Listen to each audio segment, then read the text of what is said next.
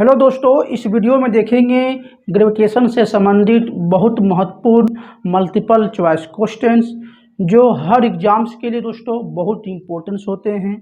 देखिए, इस वीडियो में देखते हैं पहला क्वेश्चंस। आपके स्क्रीन में पहला क्वेश्चंस, केवल पृथ्वी के चारों ओर वायुमंडल है, इसका कारण क्या है? इसका विकल्प है ए, पृथ्वी का पलायन वेग यानी एस्केप वेलोसिटी वायुमंडलीय अणुओं की औसत गति से कम है।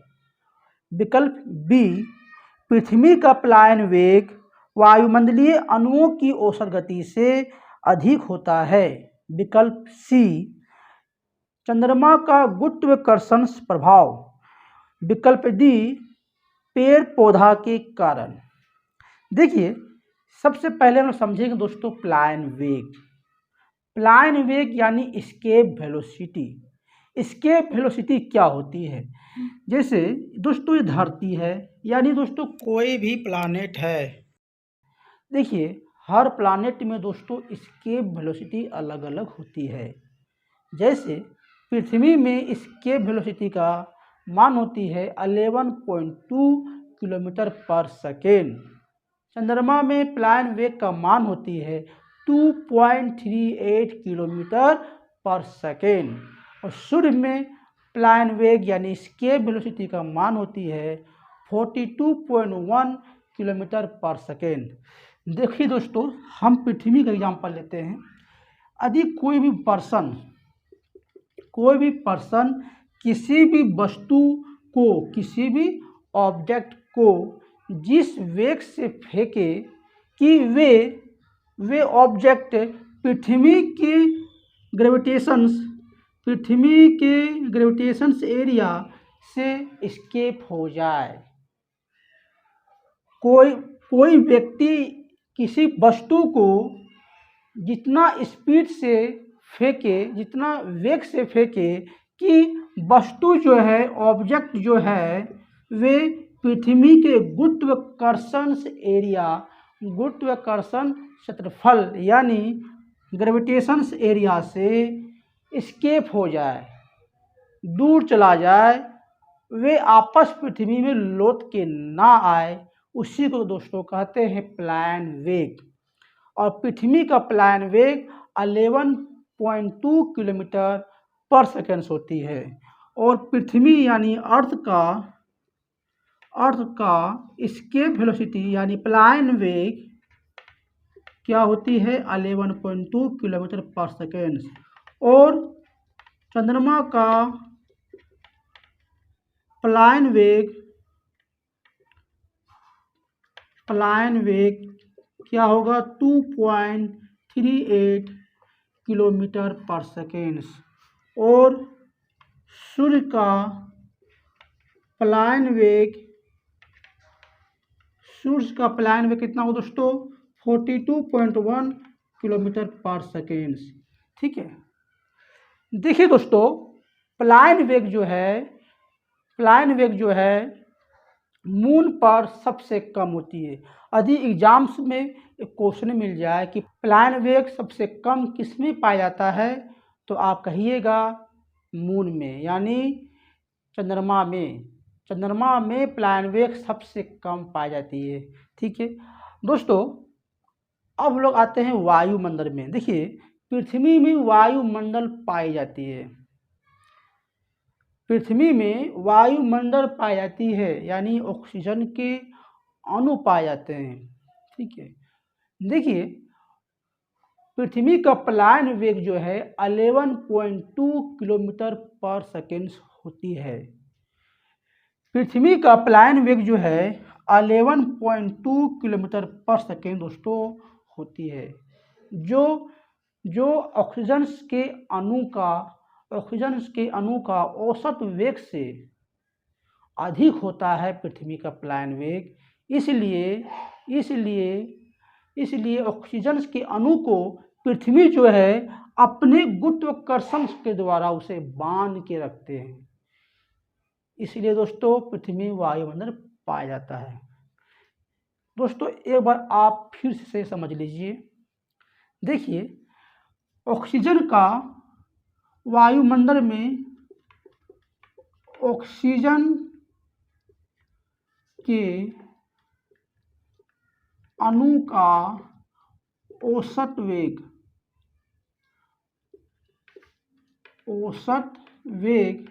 यानी औसत वेग VRS, औसत वेग, ठीक है।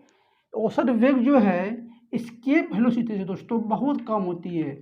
एस्केप वेलोसिटी को VE बोलेंगे। V से वेलोसिटी, E से एस्केप यानी VE।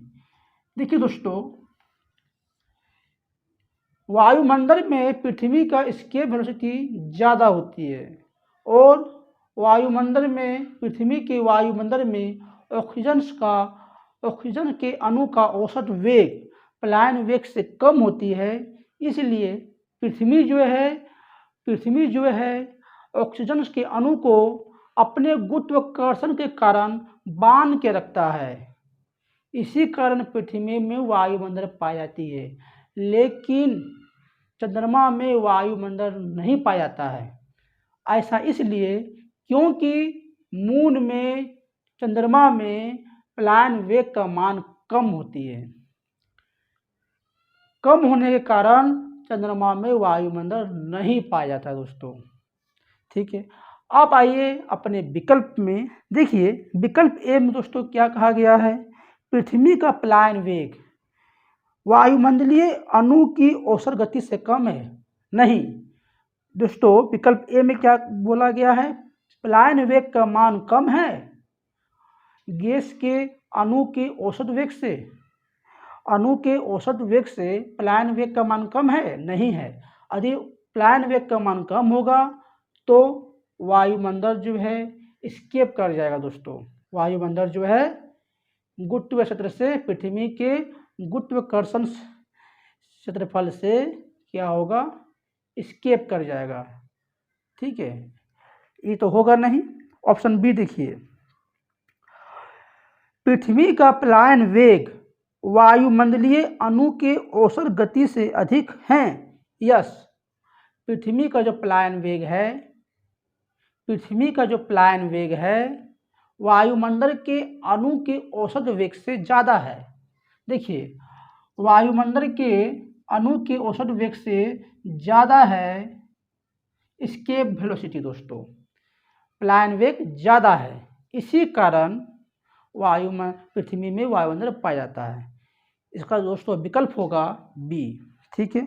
इसके बाद देखिए दोस्तों नेक्स्ट क्वेश्चन। देखिए नेक्स्ट क्वेश्चन, यदि किसी ग्रह का त्रिज्या 5% घटा दिया जाए तो गुरुत्वीय त्वरण का मान कितना प्रतिशत बढ़ जाएगा। द्रव्यमान यदि नियत हो। विकल्प आपकी स्क्रीन में। देखिए दोस्तों, किसी भी ग्रह का रेडियस को 5% घटा दिया जाए तो जी की मान दोस्तों क्या होगी, जी की मान में कितना % का वृद्धि होगा यदि मास जो है कांस्टेंट हो, ठीक है। दोस्तों मैंने प्रीवियस वीडियो में डिस्कस किया था small G equal to capital G पृथ्वी का द्रव्यमान बटे में आर पृथ्वी का रेडियस का स्क्वायर, यानी जी एम ई बटे में आर स्क्वायर, ठीक है। यदि मास जो है कांस्टेंट हो जाए तो क्या होगा दोस्तों, जी इन्वर्सली प्रोपोर्शनल होंगे रेडियस का स्क्वायर का, ठीक है। ठीक है दोस्तों, देखिए यदि रेडियस 5% दोस्तों घट रहा है तो जी की मान कितना % बढ़ेगा। दोस्तों इसे याद रखिएगा, यदि रेडियस जो है आर का वैल्यू x% जो है घट जाए तो जी का जो मान है 2x% बढ़ जाएगा, ठीक है दोस्तों। तो देखिए इसका सही जवाब क्या होगा, जी का मान 2 × 5% यानी 10% जो है बढ़ जाएगा, ठीक है। इसका देखिए इसका सही जवाब क्या होगा, इसका सही जवाब होंगे बी, विकल्प बी होंगे 10% बढ़ जाएंगे, ठीक है। इसके बाद देखिए नेक्स्ट क्वेश्चन आपके स्क्रीन में शो कर रहा है, पृथ्वी के घूर्णन गति को कितना गुना बढ़ा दे कि विषुवत रेखा पर वस्तु का भार 0 हो जाएगा। देखिए दोस्तों, ये पृथ्वी है, इसे कहते हैं पोल, इसे कहते हैं पोल, इसे कहते हैं इक्वेटर। यदि पृथ्वी का घूर्णन गति को दोस्तों बढ़ा देंगे तो विषुवत रेखा पर इक्वेटर पर जी के मान में कमी हो जाएगी। ठीक है, यदि घूर्णन गति यदि कम होगा तो विषुवत रेखा में जी की मान बढ़ जाएगी। यानी दोस्तों, पृथ्वी के घूर्णन अधिक होने से या कम होने से विषुवत रेखा पर जी के मान पर प्रभाव पड़ती है, लेकिन पृथ्वी के घूर्णन होने से पोल में कोई इफेक्ट नहीं पड़ता, लेकिन इक्वेटर में दोस्तों इफेक्ट पड़ेगा, इक्वेटर में प्रभाव पड़ता है। यदि पृथ्वी की घूर्णन गति ज़्यादा होगी तो इक्वेटर में जी की मान में कमी हो जाएगा, और पृथ्वी का घूर्णन गति यदि कम होगा तो इक्वेटर में जी के मान बढ़ जाएगा। ये दोस्तों क्वेश्चंस में कहा गया है, यदि पृथ्वी 17 गुना घूर्णन करती है तो विषुवत रेखा में वस्तु की भार शून्य हो जाएगा, यानी विषुवत रेखा में वस्तु भारहीनता का महसूस करेगी। देखिए, इसे याद रखिएगा, यदि पृथ्वी को 17 गुना यदि रोटेशन करे पृथ्वी, तो वस्तु का जो भार होगी, वस्तु की भार होगी दोस्तों शून्य हो जाएगी, यानी जी का वैल्यू शून्य हो जाएगा तो भार भी दोस्तों शून्य होगा, यानी भारहीनता का महसूस करेगी विषुवत रेखा पर। ठीक है, इसका विकल्प दोस्तों क्या होगा? विकल्प होंगे बी 17 गुना। ठीक है दोस्तों, इसके बाद देखिए नेक्स्ट क्वेश्चन। देखिए कौन सा विकल्प सत्य है, आपके स्क्रीन में शो कर रहा है दोस्तों। इसमें द्रव्यमान और भार के बारे में बताया गया है, कौन सदिश है और कौन अदिश है। देखिए दोस्तों, द्रव्यमान जो है एक अदिश राशि होते हैं, क्योंकि मास यानी द्रव्यमान का कोई दिशा नहीं होती है, केवल परिमाण होता है, केवल क्वांटिटी होती है। लेकिन भार जो है वेट का सदिश राशि है, एक इसका दिशा भी होती है और परिमाण दोनों होता है, इसलिए भार एक सदिश राशि है और मास एक अदिश राशि है। मास यानी द्रव्यमान एक अदिश राशि होगा, क्योंकि इसमें कोई दिशा नहीं होती है, और भार यानी वेट एक सदिश राशि होंगे। ठीक है दोस्तों, बहुत इंपॉर्टेंट है। ठीक है, इसका देखिए विकल्प क्या होगा दोस्तों। इसका विकल्प होंगे सी होंगे, द्रव्यमान एक अदिश राशि है और भार सदिश राशि है। ठीक है, इसके बाद देखिए नेक्स्ट क्वेश्चन। दोस्तों, यदि हमारा वीडियो आपको अच्छा लग रहा है तो लाइक जरूर कीजिएगा, सब्सक्राइब जरूर कीजिएगा दोस्तों। हमारे इस वीडियो में, हमारे इस चैनल में दोस्तों पॉलिटेक्निक एंट्रेंस एग्जाम का भी तैयारी कराया जाता है। ठीक है, रेलवे ग्रुप डी का साइंस का दोस्तों तैयारी कराया जाता है, और हर कंपटीशंस का हमारे चैनल में तैयारी दोस्तों फ्री कॉस्ट कराया जाता है। ठीक है, हमारे चैनल को दोस्तों सब्सक्राइब जरूर करें और शेयर भी दोस्तों करते रहें। ठीक है, इसके बाद देखिए दोस्तों नेक्स्ट क्वेश्चन। जी के मान, देखिए इसकी आपका क्वेश्चन स्क्रीन में शो कर रहा है, जी के मान किसने दिया दोस्तों? ए न्यूटन ने, बी हेनरी केवेंडिश ने, सी आर्यभट्ट ने, डी गैलीलियो ने। देखिए दोस्तों, जी का मान, जी जो है, जी को दोस्तों खोज न्यूटन ने किया था। जी की खोज किसने किया था? न्यूटन ने। लेकिन जी का मान 6.67 into 10⁻11 newton metre square per KG square का जो वैल्यू है दोस्तों, इसे हेनरी केवेंडिश ने इस वैल्यू को दिया था। ठीक है, जी का value 6.67 into 10⁻11 newton metre square per KG square का वैल्यू हेनरी केवेंडिश ने दिया था। ठीक है, लेकिन कैपिटल जी का खोज न्यूटन ने की थी। इसका दोस्तों सही विकल्प क्या होगा? बी। ठीक है दोस्तों, इसके बाद देखिए नेक्स्ट क्वेश्चन। देखिए, कैपिटल जी के मान निर्भर करता है, विकल्प आपके स्क्रीन में दोस्तों। देखिए कैपिटल जी दोस्तों, कैपिटल जी क्या है? एक ग्रेविटेशन है, गुरुत्वाकर्षण है। मैंने प्रीवियस वीडियो में बताया था कि दो पिंडों के बीच में लगने वाले एट्रैक्शन से बल, दो पिंडों के बीच में लगने वाले एट्रैक्शंस को क्या बोलेंगे? ग्रेविटेशन से बोलेंगे, ग्रेविटेशन से कहेंगे। और इसके बीच उत्पन्न होने वाले फोर्स को बोलेंगे ग्रेविटेशन फोर्स बोलेंगे, यानी हिंदी में बोलेंगे गुरुत्वाकर्षण से बल बोलेंगे। ठीक है दोस्तों, मैंने बताया था कि फोर्स जो है समानुपाती होते हैं मास के गुणनफल का, दो पिंडों के मास के गुणनफल का समानुपाती होते हैं, और इनके बीच की दूरी r का फोर्स का इन्वर्सली प्रोपोर्शनल होंगे r स्क्वायर का, यानी दूरी के स्क्वायर का इन्वर्सली प्रोपोर्शनल होंगे। दोस्तों देखिए, g जो है, कैपिटल G जो है पिंड के द्रव्यमान पर डिपेंड करेगी, पिंड के द्रव्यमान पर डिपेंड करेगी, और इनके बीच की दूरी पर डिपेंड करती है, इनके बीच की दूरी पर डिपेंड करती है। जी की मान जो है पिंड की प्रकृति पर डिपेंड नहीं करेगी, किसी वायु दाब पर डिपेंड नहीं करेगी, किसी माध्यम पर डिपेंड नहीं करेगी दोस्तों, किसी पिंड की आकृति पर डिपेंड नहीं करेगी। ये केवल पिंड के द्रव्यमान, पिंड के द्रव्यमान यानी मास और इनके बीच की दूरी पर डिपेंड करता है। ठीक है, यानी इसका विकल्प होगा सी, विकल्प दोस्तों सी होंगे। दोस्तों इसे याद रखिएगा, जी की मान किस पर डिपेंड नहीं करता।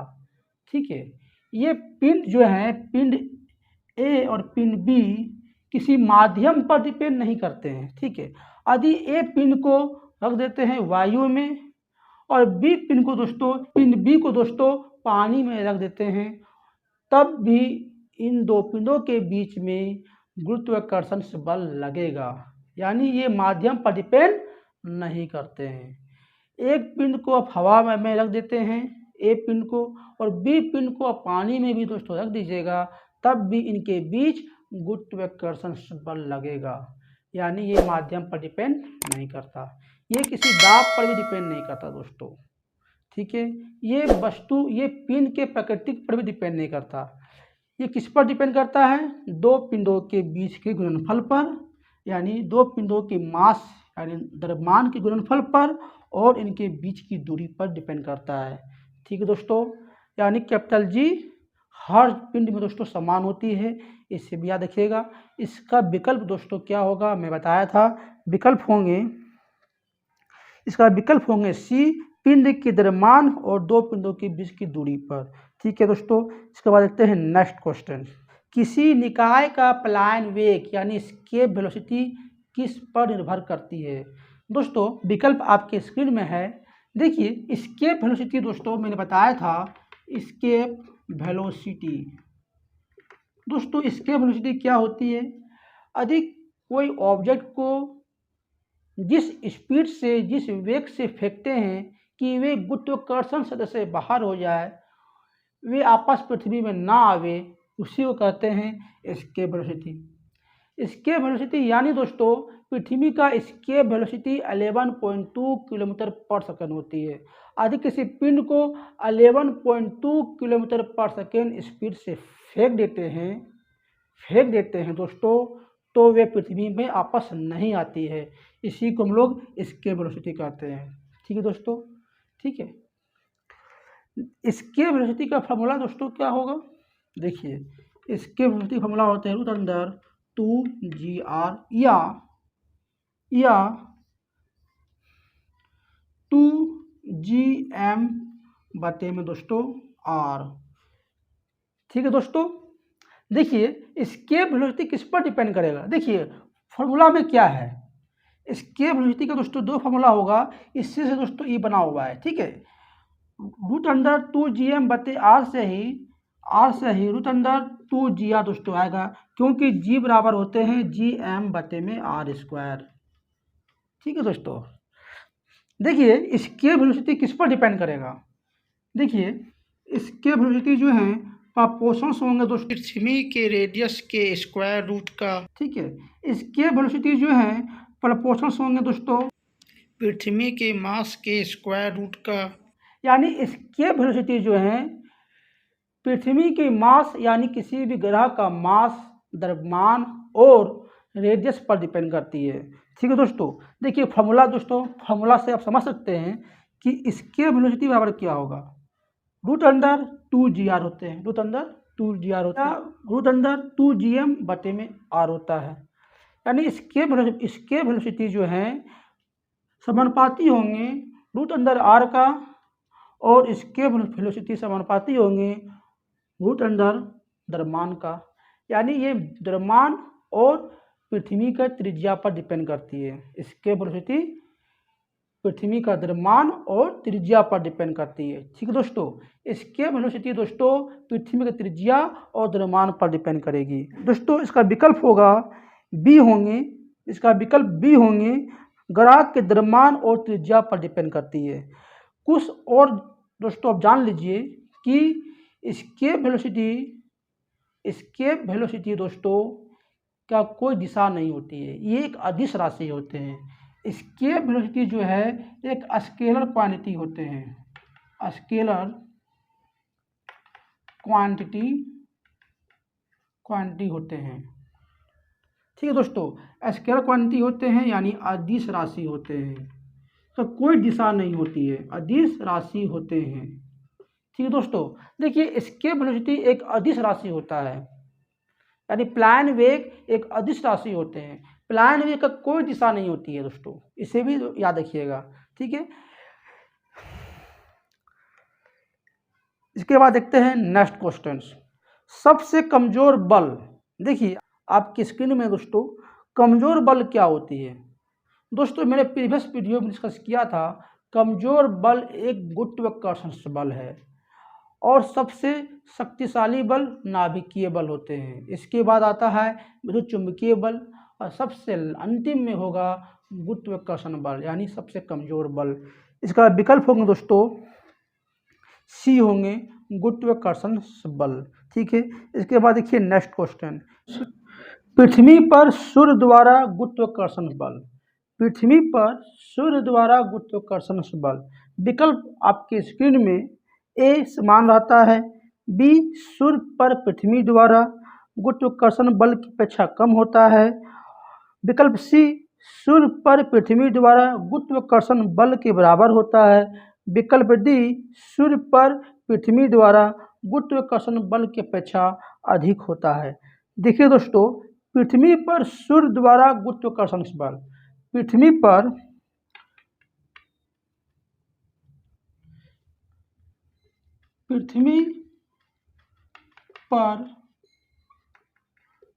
सूर्य द्वारा गुरुत्वाकर्षण बल बराबर होते हैं सूर्य पर पृथ्वी द्वारा गुरुत्वाकर्षण बल का,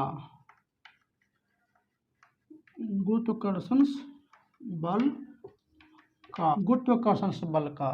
दोस्तों देखिए इसे याद रखिएगा, पृथ्वी पर सूर्य द्वारा गुरुत्वाकर्षण बल और सूर्य पर पृथ्वी द्वारा गुरुत्वाकर्षण बल दोनों दोस्तों आपस में बराबर होते हैं, दोनों आपस में क्या होगा, बराबर होंगे। इसे दोस्तों याद रखिएगा।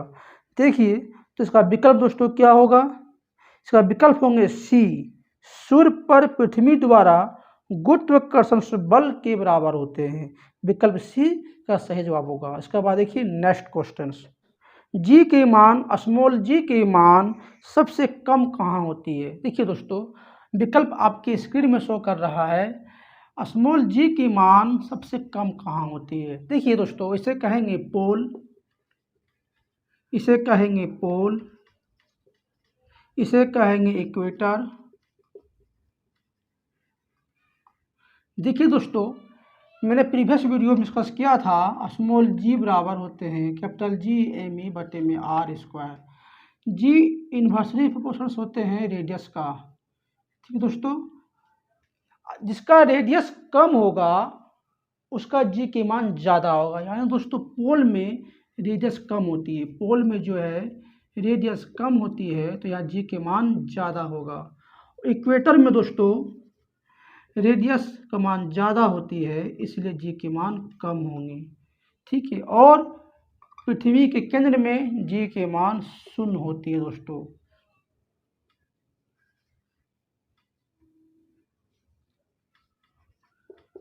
ठीक है दोस्तों, देखिए आपके क्वेश्चन में बताया गया है कि जी की मान सबसे कम कहाँ होती है। सबसे कम दोस्तों कहाँ पर होगा? इक्वेटर में होगा, क्योंकि इक्वेटर को कहेंगे विषुवत रेखा बोलेंगे या भूमध्य रेखा भी कहते हैं। इक्वेटर को विषुवत रेखा या भूमध्य रेखा कहते हैं। इक्वेटर में दोस्तों रेडियस के मान ज़्यादा होती है, इसलिए जी की मान इक्वेटर में कम होगी। यानी इसका विकल्प दोस्तों क्या होगा? विकल्प होंगे ए विषुवत रेखा पर। ठीक है दोस्तों, और जी के मान कहाँ ज़्यादा होगा? पोल में, ध्रुव पर जी के मान ज़्यादा होती है, क्योंकि रेडियस के मान कम होता है। ठीक है दोस्तों, इसके बाद देखिए नेक्स्ट क्वेश्चन। पृथ्वी के घूर्णन गति बढ़ने पर जी के मान में क्या प्रभाव पड़ती है? दोस्तों मैंने प्रीवियस वीडियो में डिस्कस किया था कि पृथ्वी है, ठीक है, यदि पृथ्वी का घूर्णन गति जब दोस्तों बढ़ती है या घटती है तो पोल पर जी के मान में कोई इफेक्ट नहीं पड़ता। ठीक है, यदि पृथ्वी का घूर्णन गति बढ़ रहा है या कम हो रहा है, इसमें ध्रुव पर यानी पोल पर कोई इफेक्ट नहीं पड़ेगा। लेकिन दोस्तों विषुवत रेखा में इक्वेटर पर जी के मान पर प्रभाव पड़ती है। जी के मान में क्या इफेक्ट पड़ती है दोस्तों। ठीक है, यदि पृथ्वी का घूर्णन गति ज़्यादा हो जाए, घूर्णन यानी रोटेशन बढ़ जाए तो जी के मान में दोस्तों कमी हो जाएगी। यदि घूर्णन जो है घट जाए तो जी के मान बढ़ जाएगी दोस्तों। आंसर विकल्प ए। तो यदि पृथ्वी को 17 गुना घूर्णन करा दे तो पृथ्वी के विषुवत रेखा में वस्तु की भार शून्य हो जाती है, क्योंकि जी का मान 0 हो जाता है। इसके कारण विषुवत रेखा में भारहीनता कम महसूस होती है। तो आई होप दोस्तों हमारा वीडियो आपको अच्छा लगा तो लाइक, सब्सक्राइब और शेयर जरूर कीजिएगा दोस्तों। थैंक्स, मिलते हैं नेक्स्ट वीडियो में।